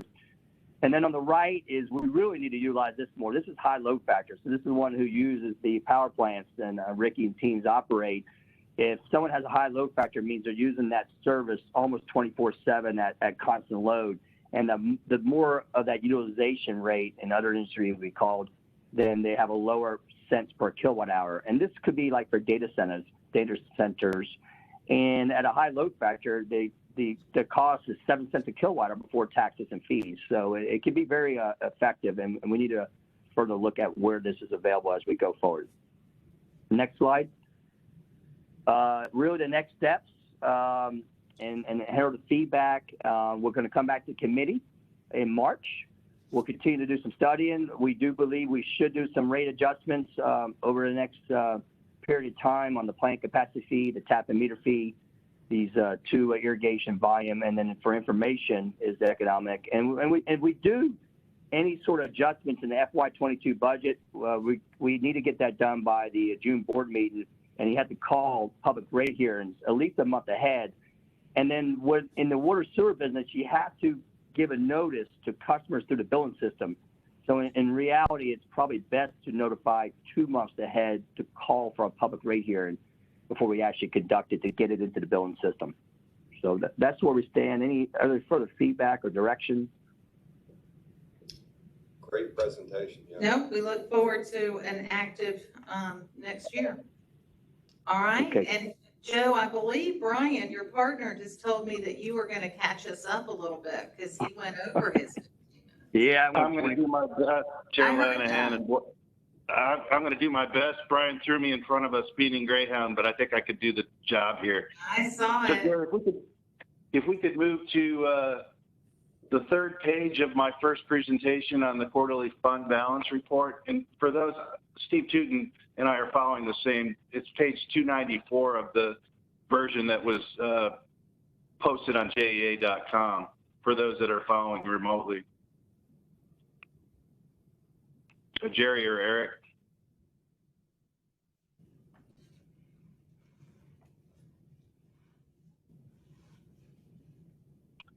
That's the second item. Could you go back to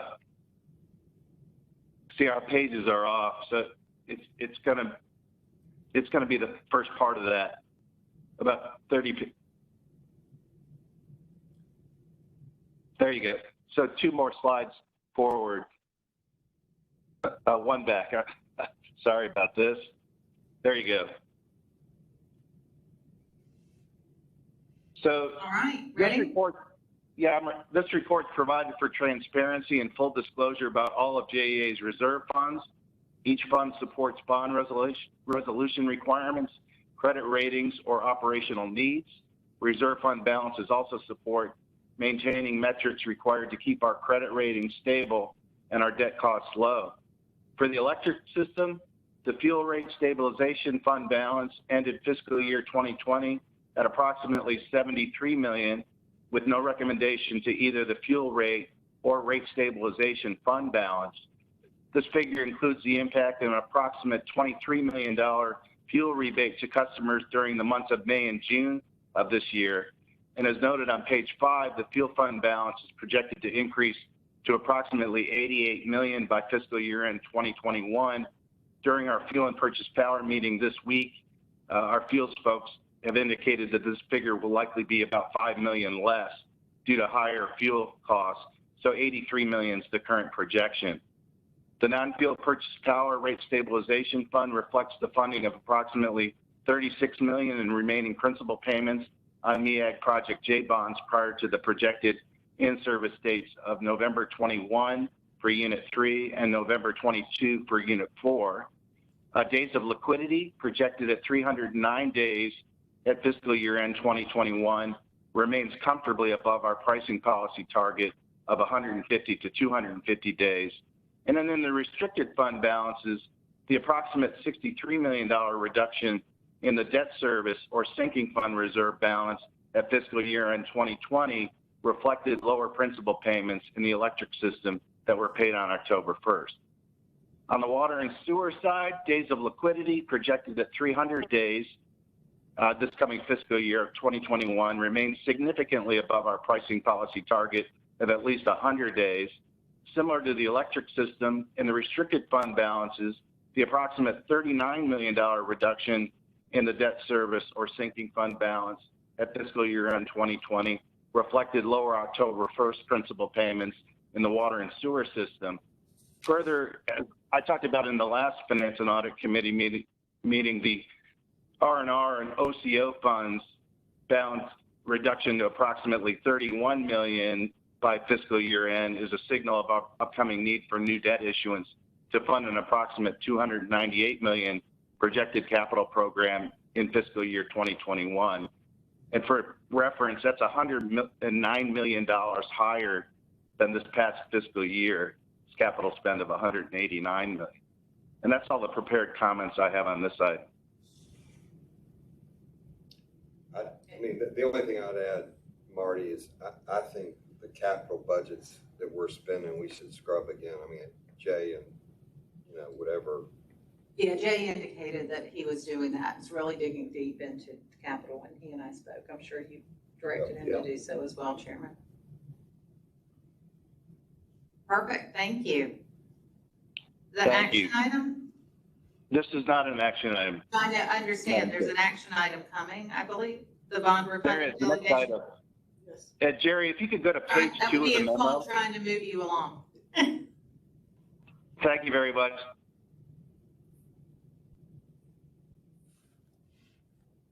And page 2 of this, the second page of this, the delegation resolutions are essentially the same as those approved in prior 2-year periods.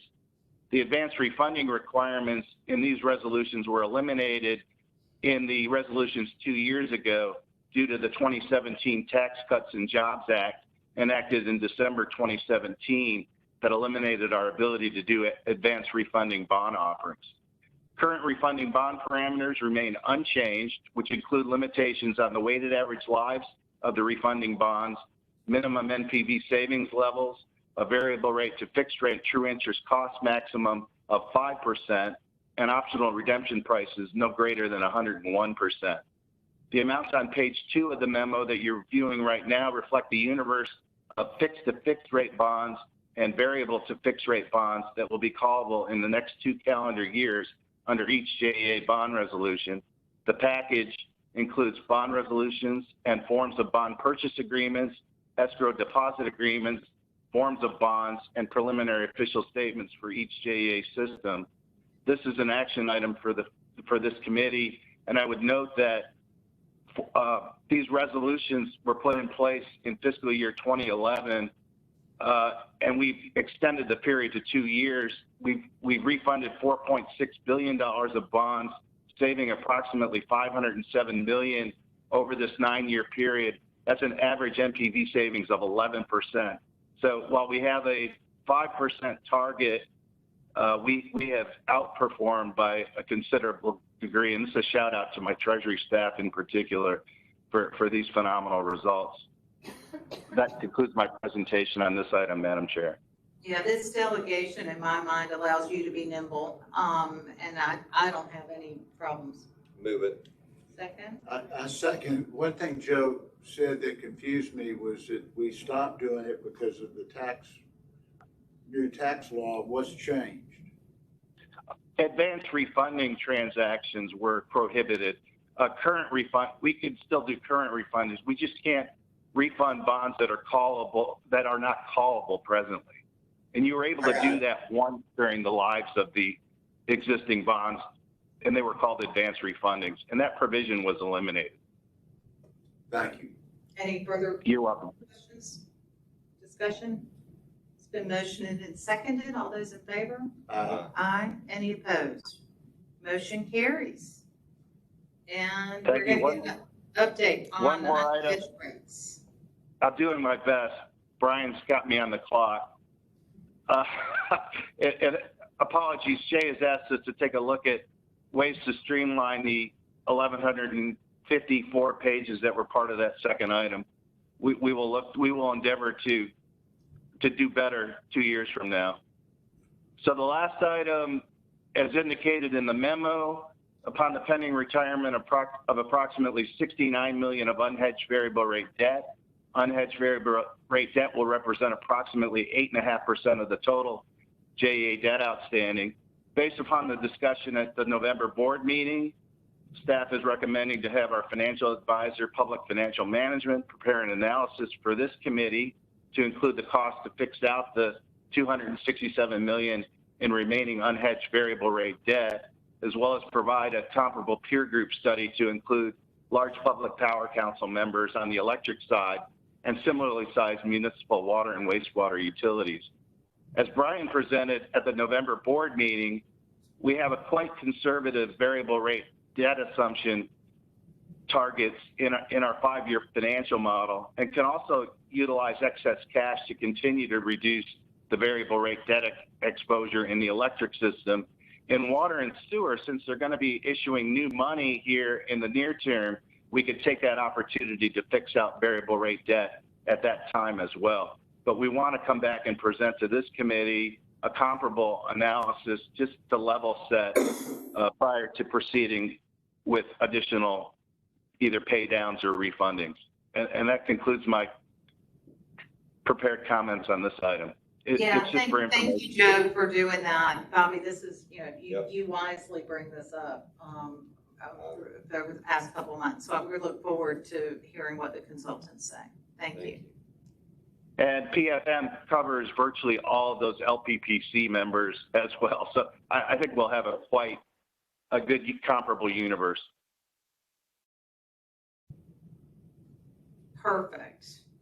That concludes the technical agenda. To move into announcements, we do have our next scheduled meeting is March 12th from 9 to 11. Brian, you and I talked before every meeting about we're throwing a lot into this meeting, and maybe we should just call it as it is, add another hour to the meeting going forward, because I do feel like we have to rush through some of the items to meet the two hours. But Jay, let's work on that together to see what we can do on timing. When's the next meeting? March 12th.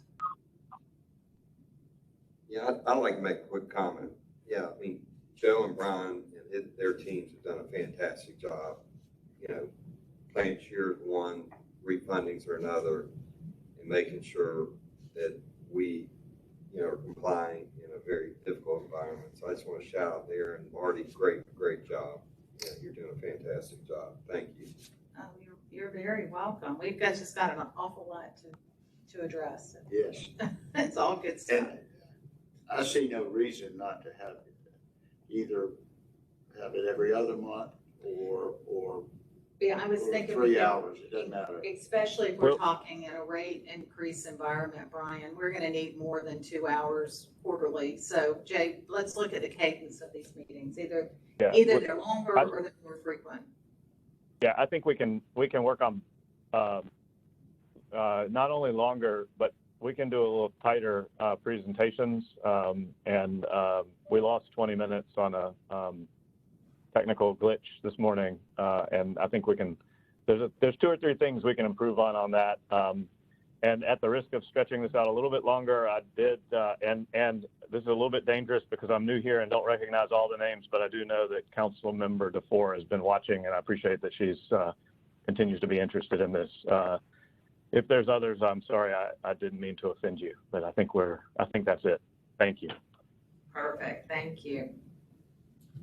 All right. Well, this is the time in the meeting that we'll call the official meeting adjourned. and dismiss staff, except for our technology and legal teams. It will dismiss staff and we'll move in to talk with our auditors without staff in the meeting, despite the fact this is still a public setting. It's always been a little bit funny. Right. So thank you all very much. Thank you. Have a good day. Thanks. And Joe, John, are you out there? I am, yes. Fabulous. Well, this is our time with you as our auditors to ask again in a public setting if there's anything that we should be aware of or that you identified through the scope of your audit.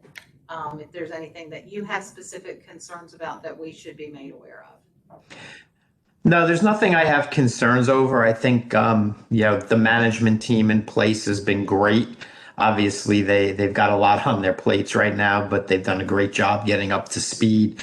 The folks that work over in the finance and accounting area, I mean, they continue to do a great job. I mean, most of them have been with JEA for a number of years. One thing I will point out, and I think we've discussed this previously, but in the next couple of years, there are two I'll say more complex accounting standards that are required to be adopted. One of them actually is on pension and OPEBs, where again, those financial statements, their statement of net assets and statement of changes in net assets will become part of your financial report.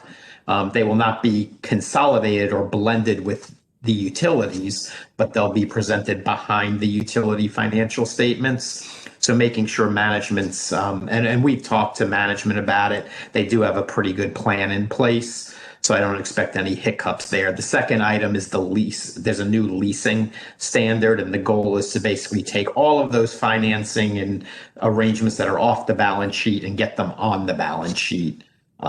Purchase power agreements are scoped out, which is a good thing for utilities. But that's still going to take some effort on the part of management and they're in the process right now of inventorying all of the leases. Obviously, small immaterial ones are allowed to be excluded, and short-term ones, 12 months or less, are allowed to be excluded as well. But everything else needs to go on the balance sheet. So we've been working with management once these standards were issued, which was a couple of years ago. And I think they have a good plan in place, but did want to certainly alert the committee that those are coming up in the next couple of years. Thank you, John. And I'm mindful as you speak that you keep referring to management, and rightfully so. And reminder that we're in the midst of a management change. Yes.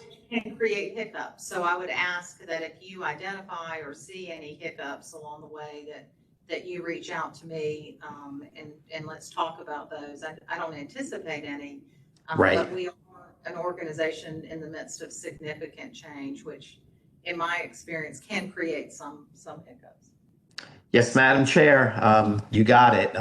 And even on these new standards, if I seem to think that they're slipping or not where they should be, obviously I'll have the conversation with management first, but then alert the committee as well, just so you know.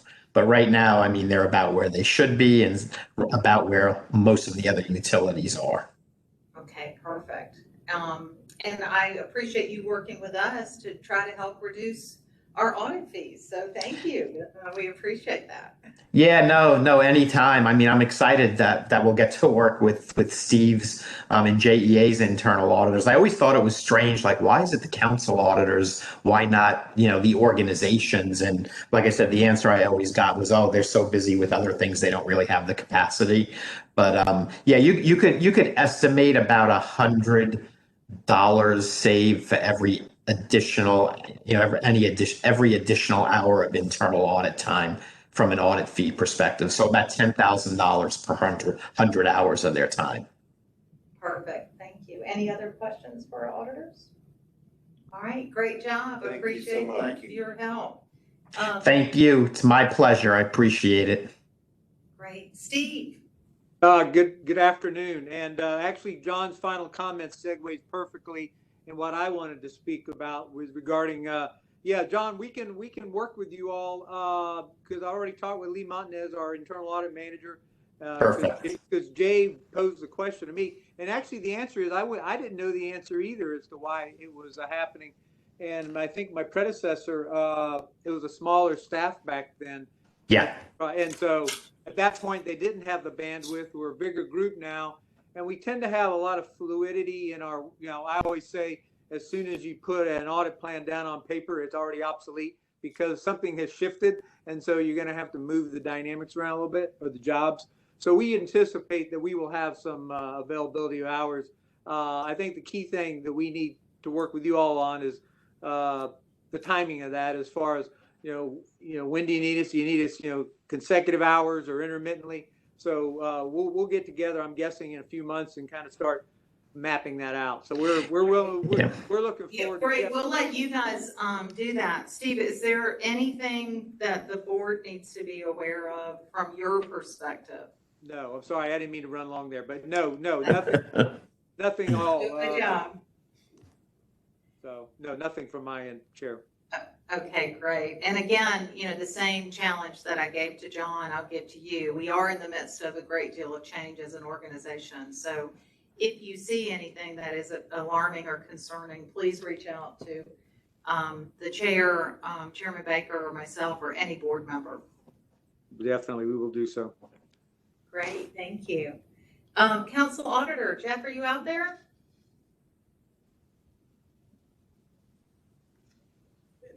I didn't see him on today. Okay. All right. Well, we'll presume that that's all good news then, if the council auditor is not on our meeting.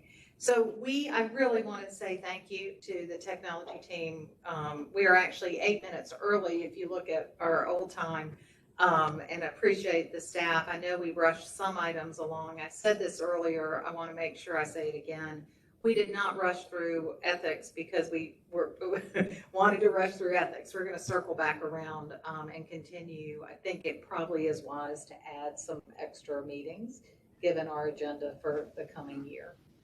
So I'll work with Jay on that. Appreciate everybody's help and support, and we'll see you all next week at the board meeting. Meeting stands adjourned. Thank you. Thank you, guys.